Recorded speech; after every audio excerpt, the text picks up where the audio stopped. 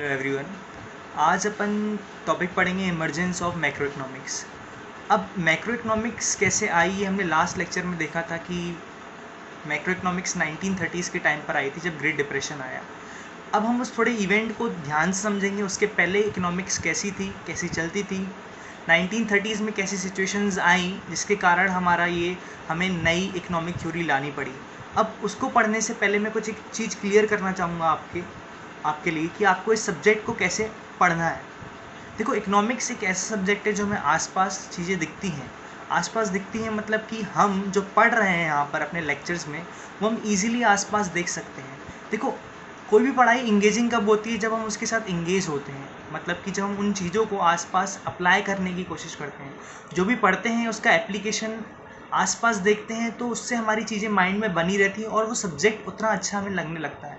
तो ये सब्जेक्ट हमें अच्छा कैसे लगेगा? हम इस सब्जेक्ट को पढ़ें, यहाँ पर लेक्चर्स देखें और उसको आसपास देखें कि वो कैसे एप्लीकेबल हो रहा है। उससे थोड़ा लेक्चर और ज़्यादा हमारा एंगेजिंग हो जाता है। तो अपन चालू करते हैं अपना जो कि टॉपिक है इमर्जेंस ऑफ मैक्रो इकोनॉमिक्स। देखो, अब इसको अपन को पढ़ना है तो इसको कुछ पार्ट्स में तोड़ के पढ़ना पड़ेगा। अपन को पता है कि जो मैक्रो इकोनॉमिक्स आया था वो 1930s में, जो ग्रेट डिप्रेशन आया 1929 से 1934 तक चला, जो ग्रेट डिप्रेशन आया, ठीक है, उसकी वजह से हमारा एक सब्जेक्ट मैक्रो इकोनॉमिक्स इमर्ज हुआ। अब उसके पहले क्या इकोनॉमिक थ्योरी चलती थी, हमको थोड़ा उसके बारे में देखना है। अब पहले बात करते हैं before great depression of 1930s, मतलब जो 1930s का डिप्रेशन आया उसके पहले हमारी कौन सी इकोनॉमिक थ्योरी चलती थी। देखो, 1930s के पहले जो मेनली अपन बात करते हैं 1776 की। 1776 में एक जो मेन पर्सन का नेम आता है वो है एडम स्मिथ। देखो, एडम स्मिथ कौन थे? एडम स्मिथ को माना जाता है फादर ऑफ मॉडर्न इकोनॉमिक्स। जो इकोनॉमिक्स एज अ सब्जेक्ट हम पढ़ते हैं, वो जो फील्ड हम एज अ सब्जेक्ट पढ़ रहे हैं अपने 11th-12th में, या जो सारे लोग पढ़ रहे हैं इकोनॉमिक्स को, जो मॉडर्न इकोनॉमिक्स कहते हैं, वो कब आई थी? 1776 में एज अ सब्जेक्ट उसको पढ़ा जाने लगा। ऐसा नहीं है 1776 के पहले ये सब्जेक्ट एग्जिस्ट नहीं करता था, ये सब्जेक्ट एग्जिस्ट करता था, बट जो मेन एक फील्ड की तरह बना, एक सब्जेक्ट की तरह बना, वो कब बना? 1776 में। किसने दिया था सब्जेक्ट? एडम स्मिथ कह सकते हैं। अब कैसे सब्जेक्ट दिया? उनकी एक बुक आई थी, इसका नाम था वेल्थ ऑफ नेशन। वैसे तो इसका काफ़ी बड़ा नाम है, an inquiry into the nature and causes of wealth of nation. इतना बड़ा आपको याद नहीं रखना, आपको सिर्फ इतना सा याद रखना है, वेल्थ ऑफ नेशन। ये कब आई थी? 1776 में। एडम स्मिथ जो मेन थे, फादर थे किसके? मॉडर्न इकोनॉमिक्स के। इन्हीं के कारण इकोनॉमिक्स एज अ सब्जेक्ट है, एज अ फील्ड मर्ज हो गई या फिर इमर्ज हो गई, ठीक है। अब एडम स्मिथ ने अपनी इस बुक में बात क्या करी? इन्होंने अपनी बुक में मेन बात करी किसकी? Free market economy. देखो, फ्री मार्केट इकोनॉमी क्या होता है? फ्री मार्केट इकोनॉमी ऐसी इकोनॉमी जैसे हमारी इंडिया इकोनॉमी है। सपोज करो एक ऐसी इकोनॉमी जहाँ पर सारे लोग अपने खुद से डिसाइड कर रहे हैं कि उन्हें क्या करना है।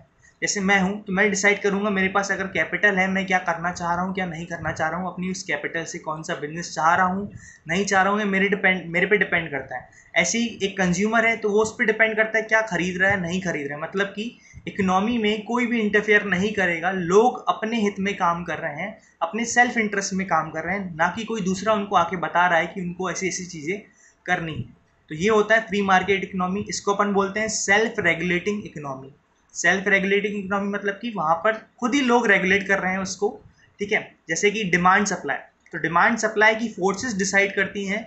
जैसे कि मैं किसी चीज़ की डिमांड कर रहा हूँ तो कोई ना कोई सप्लायर आएगा, उस चीज़ का सप्लाई करेगा, ठीक है। ये होता है फ्री मार्केट इकोनॉमी, सिंपल सी लैंग्वेज में बात करें तो इस थ्योरी को जो मेन एडवोकेट किया था वो किसने किया था? एडम स्मिथ ने किया था, ठीक है। ये थ्योरी कब प्रेवलेंट हुई? 1776 के बाद ये थ्योरीज चलने लगी। कौन सी? फ्री मार्केट इकोनॉमी, ठीक है। अब फ्री मार्केट इकोनॉमी के बाद अपन देखते हैं क्या हुआ। अब उससे पहले एक देख लो कि इन्होंने एक काफ़ी अच्छी लाइन बोली थी जो जिससे समझ में आता है कि अपन की जो सेल्फ इंटरेस्ट की बात होती है वो क्या है। It is not from the benevolence of the butcher, the brewer, of the baker that we expert our dinner, but from their regard to their own interest. देखो, इसमें जो उन्होंने ये बात करी, क्या बोली कि हर कोई अपने एक सेल्फ इंटरेस्ट में काम करता है। ऐसा नहीं है कि किसी को अच्छा लग रहा है तो हमें फ्री में वो गुड्स दे देगा, नहीं। सबकी बात आती है वहाँ पर, किसकी बात आती है? Self interest. मतलब कि वो अपने खुद के बारे में सोच रहे हैं, तब जाके वो हमें कोई चीज़ को प्रोवाइड करते हैं। उनका खुद का कुछ एडवांटेज होगा तभी वो हमें चीज़ों को प्रोवाइड कर रहे हैं। इसका मतलब ये है। अब आगे देखते हैं क्या है।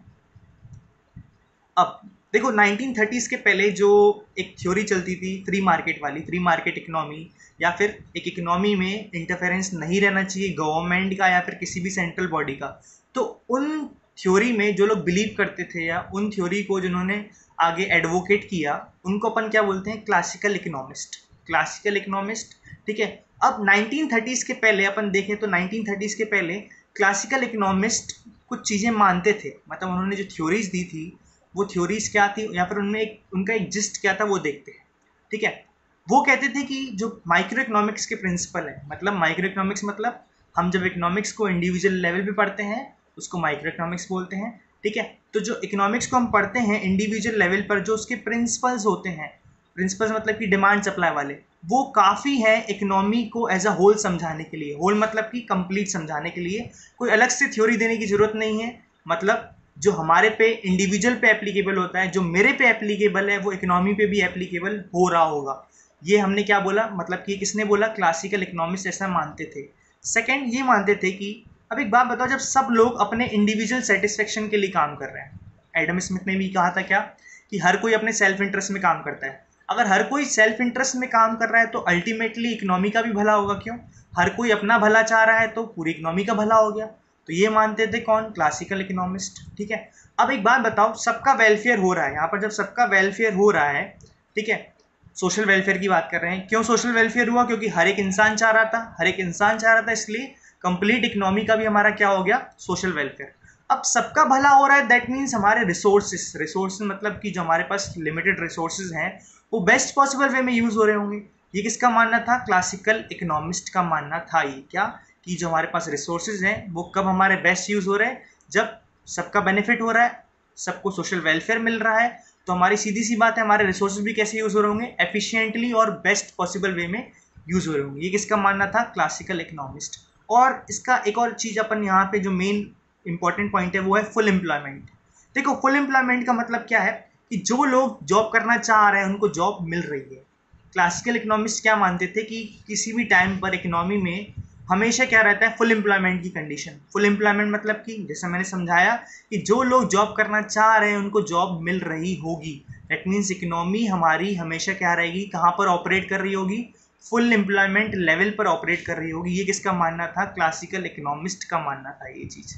ठीक है, अब ये मानना था एक क्लासिकल इकोनॉमिस्ट का। अब देखते हैं आगे क्या हुआ जिससे हमारा एक मैक्रो इकोनॉमिक्स आ गया, या फिर 1930s में ऐसा क्या हुआ कि ये थ्योरी फेल होने लगी।